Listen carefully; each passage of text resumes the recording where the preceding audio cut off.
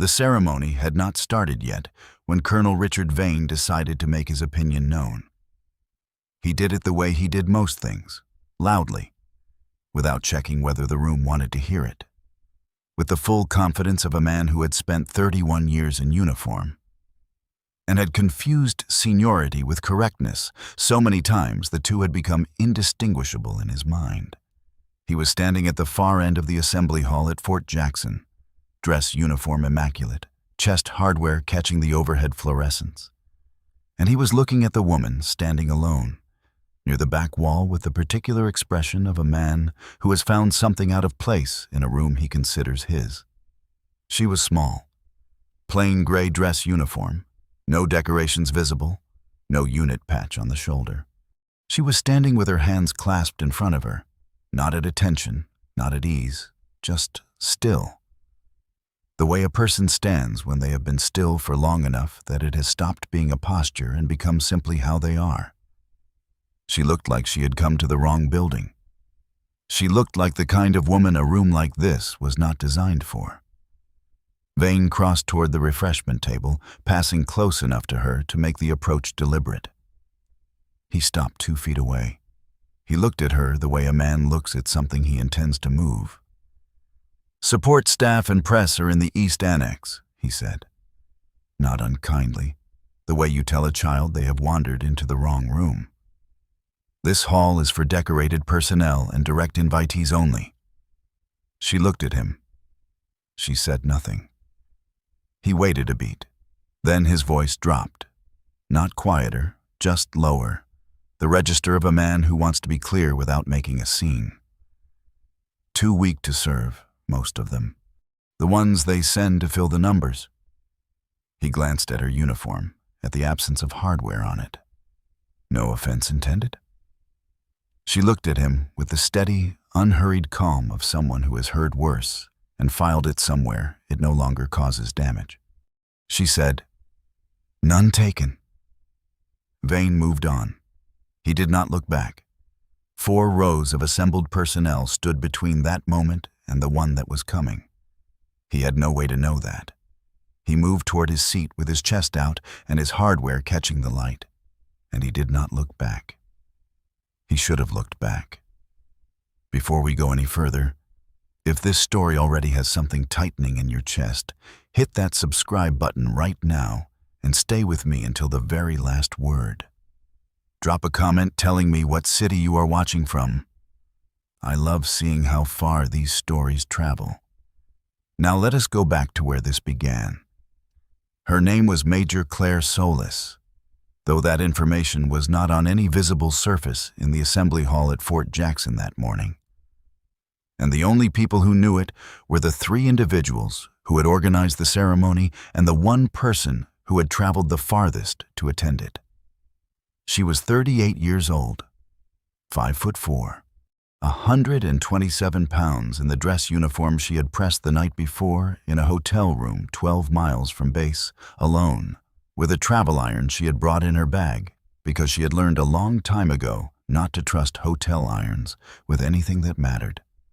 The uniform was plain because she had been instructed in a communication she had received 6 days prior, in which she had read once and then placed face down on her desk, to present without decorations for the ceremony. The instruction had come from a general's aide. It had not explained itself.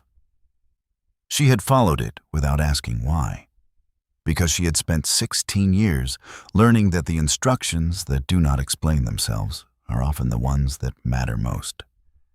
She had flown in from a location she is not at liberty to name. She had landed at 0340 hours, taken a car to the hotel, slept 4 hours, pressed the uniform, and arrived at Fort Jackson 40 minutes before the ceremony was scheduled to begin. She had found a spot near the back wall because she preferred walls to open space in rooms she did not know. And she had stood there quietly while the hall filled around her, and she had been standing there, saying nothing, when Colonel Richard Vane crossed the room and told her she was in the wrong place. There was a thin scar along her jawline, left side, running from the hinge of her jaw toward her chin. The specific mark a fragmentation event leaves when the body armor stops the major piece and the smaller pieces find the gaps. Old, well-heeled. She wore it the way she wore everything else, without comment, without display, as simply one more fact about herself that she had no particular need to explain. Vane had not noticed it. He had not looked at her long enough to notice it. Colonel Richard Vane had entered the Army at 21 and risen through its structure with the reliable steadiness of a man who is good at institutions, who understands their rhythms and requirements and unspoken hierarchies, who knows which rooms to be seen in and which conversations to anchor himself to, who has the particular intelligence of someone who has learned to make the system work for him without ever questioning whether the system itself is the most accurate measure of worth. He was not a bad soldier. He had never been a bad soldier. He had served with competence and without scandal, and had collected the expected hardware along the expected timeline, and had reached colonel with the expected confidence of a man who has arrived where he intended to arrive. He had never, in 31 years, been surprised by a ceremony. He was about to be surprised by a ceremony. Claire Solis had grown up in El Paso, Texas, in a house on a street where the summers came in at 104 degrees and the winters were brief and did not apologize for being cold. Her mother was a registered nurse who worked double shifts and came home with her shoes held together by habit and did not complain about it. Her father, Army infantry, had separated from the service the year Claire turned 7, and had spent the following decade finding his way back to himself with the particular difficulty of a man who has given an institution the best years of his formation and must now learn to exist without its structure. He had found his way. It had taken time. Claire had watched the process from the age of 7 to 17 and had learned 2 things from it that she would not have been able to articulate until she was much older. That service costs something real, and that the cost is worth paying if the purpose is real. Both of those conclusions had to be tested before she could trust them. The Army had provided extensive opportunity for testing. She enlisted at 19. She was selected for officer candidate school at 23, which required a recommendation from her commanding officer and a written assessment from 2 senior NCOs, all of which were provided without hesitation and with the specific language of people who had watched her work and were not interested in understating what they had seen. Her OCS evaluating officer had written, in the final assessment, "Candidate demonstrates tactical reasoning at a level inconsistent with her time in service. Recommend accelerated qualification review." She had been reviewed. She had been accelerated. She had moved through the subsequent years the way she moved through most things, steadily, without noise, collecting the kind of record that does not announce itself because it does not need to. Her mentor through the early years of her operational career was a chief warrant officer named Marcus Webb. 20 years in special operations intelligence. The kind of man who had seen enough of the world's actual machinery to have developed a complete immunity to its decorative surfaces. Webb had taken her aside after her first major intelligence assessment brief, which she had delivered at 26 to a room of people considerably her senior, and had said, "You were right about everything. You'll notice nobody in that room said so. They won't. Get used to it and keep going." He had been the first person in her career to speak to her without the half-second pause that preceded most interactions with her. The pause of a person calibrating how much to credit what they were looking at. Webb had no pause. He had simply looked at her and assessed her at face value, which was a gift she did not receive often enough to take for granted. Webb had died in 2019. Stroke, at home, in the chair in his study, alone on a Tuesday afternoon. He was 57. She had found out by phone while on the 3rd day of a surveillance operation in a country she is not at liberty to name, and had processed it in the way she processed most of the things the years had asked her to process. Privately, completely, and without transferring the weight of it to anyone around her who had work to do. She thought about him every time she walked into a room that did not expect her. In the 16 years between her enlistment and the morning of the ceremony at Fort Jackson, Claire Solis had completed 9 overseas deployments across 4 classified operational theaters. She had served as the lead intelligence analyst on 3 joint special operations task forces, 2 of which produced outcomes that altered the operational posture of an entire regional command. She had been wounded twice, once in Kandahar in 2016, which produced the scar along her jawline, and once in a location that remains classified, which produced a crescent-shaped mark on her left forearm that she covered without thinking about it when she wore short sleeves. She had been recommended for the decoration she was about to receive by a 3-star general who had submitted the recommendation in his own handwriting, which was not standard procedure, and which his aide had flagged as irregular, and which the general had looked at and said, "Send it anyway." She had been instructed to attend without decorations. She had been instructed to stand near the back. She had followed both instructions. She was standing near the back wall, hands clasped, when the side door at the front of the hall opened at 09:58 hours, and a 3-star general named Eleanor Haynes walked into the room. The assembly responded the way assemblies respond to 3-star generals, with the immediate, total, physical attentiveness of 200 people realigning simultaneously toward a single point. Vane, in the 3rd row, straightened to something approaching full attention and looked forward. The murmur of the hall ceased as cleanly as a switch being thrown. General Eleanor Haynes was 61 years old. She walked with the unhurried authority of someone who has not needed to establish her presence through speed or volume for a very long time. She was accompanied by 2 aides and a protocol officer and a junior staff member carrying a flat presentation case of the kind used for decorations. She reached the front of the hall. She did not go to the podium. She turned around and looked at the room. She found what she was looking for in approximately 4 seconds. Her eyes went to the back wall, to the woman standing there in the plain uniform with no decorations, hands clasped, expression composed, who had been told to stand near the back and had done so without question.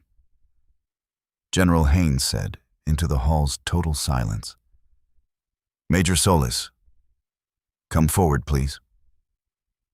The hall did not move. Claire Solis unclasped her hands. She walked forward through the assembled rows, between the seated personnel, past the decorated officers, past Vane in the 3rd row, who turned his head to watch her pass, and whose expression, as she moved by him, was undergoing a revision that had not yet reached its conclusion. She walked to the front of the hall and stopped 2 paces from the general and stood at attention. General Haynes looked at her for a moment. Then she looked at the room.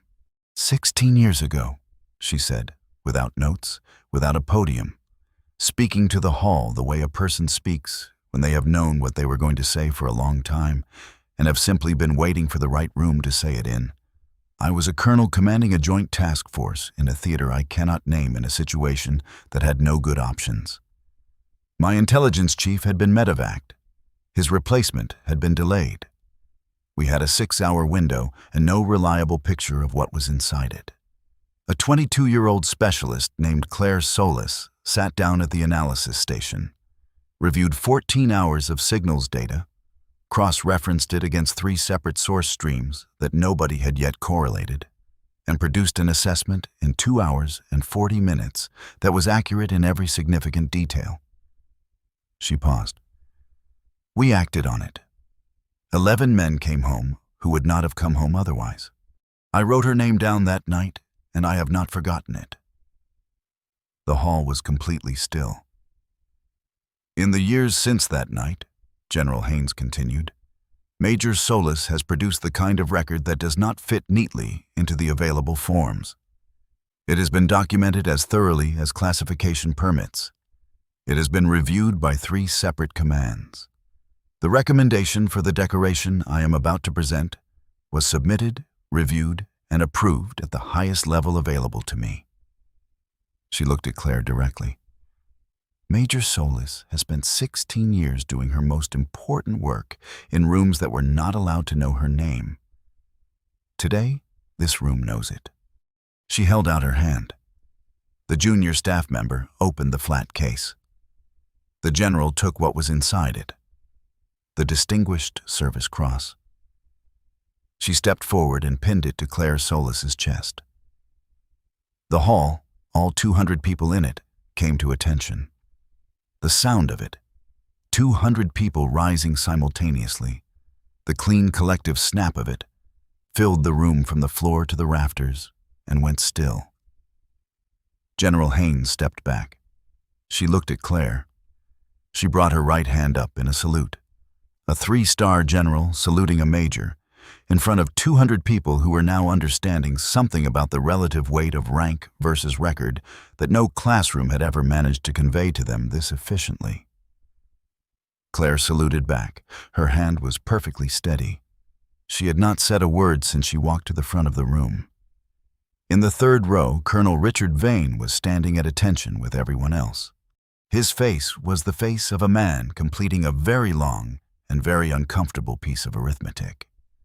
He was looking at the decoration on her chest, the one that outranked everything on his own, the one that could only be awarded for extraordinary heroism or exceptionally meritorious service in a duty of great responsibility. And then at her face, and then at the scar along her jawline that he had not noticed when he stood 2 feet from her and told her she was in the wrong room. He did not look away. He was not the kind of man who looked away from things. He stood at attention, and he looked at what he had been wrong about, and he let the weight of it be what it was. There was no formal consequence for what Vane had said near the refreshment table. There was no report, no review, no official record of it. Claire Solis had not mentioned it to anyone and did not intend to. She had filed it in the same place she filed all the other versions of it she had encountered across 16 years. Not with bitterness, not with satisfaction, just with the flat accuracy of someone keeping an honest account of the world as it actually is. After the ceremony, Vane crossed the hall toward her. He waited until the others had moved away. He stood in front of her, and he was quiet for a moment, in the way of a man choosing his words with more care than he usually applies to that process. "I was wrong," he said, "about what I said earlier." She looked at him. "I know," she said. He nodded. He extended his hand. She shook it. He walked away. General Haynes, who had observed the exchange from across the room without appearing to observe it, said nothing. She collected her aide and her protocol officer and moved toward the side door. At the threshold, she paused and looked back once across the hall at Claire Solis, who was standing near the window with her hands clasped and the decoration on her chest catching the afternoon light, and who was already looking elsewhere, toward the door, toward whatever came next, toward the work that was still waiting, regardless of what any room had just learned about her. The general permitted herself a small, private expression of something that was not quite a smile, but was close enough to serve the same purpose. Then she walked out. Claire Solis flew back to her posting that evening. She landed at 0220 hours. She was at her desk by 0600. She drank black coffee. She reviewed the intelligence backlog that had accumulated during her 2-day absence. She added the decoration to her personnel file in the appropriate field, which took 11 seconds, and moved on to the next item. She did not think about the ceremony. At 1400 hours, her commanding officer stopped by her desk and said, without preamble, "Heard it went well." She said, "It was a good ceremony." He said, "Haynes called me." She said nothing. He said, "She said you walked to the front of that room like you'd been there before." Claire thought about it for a moment. Then she said, "I have been. In every room that mattered, I was already there. Nobody just knew it yet." He looked at her for a moment. Then he went back to his office and closed the door and she went back to her work. There is a particular cruelty in the assumption that quiet means empty. That the absence of noise is the absence of substance. That a person who does not announce themselves has nothing to announce. It is a lazy cruelty. The cruelty of a mind that has learned to read surfaces and stopped there. That has confused the decoration with the service, the volume with the value, the hardware on the chest with the history that earned it. The world is full of people who need you to see them. And it is quietly full of people who have spent years in rooms that were not allowed to know their names, doing work that other people's safety depended on, and going home and sleeping and coming back the next morning and doing it again. The decoration does not make the service real. The service was already real. The decoration is simply the moment the room catches up. Some people spend their lives trying to get into the right rooms. And some people spend their lives making sure that when the right room finally sees them, there is nothing left to prove.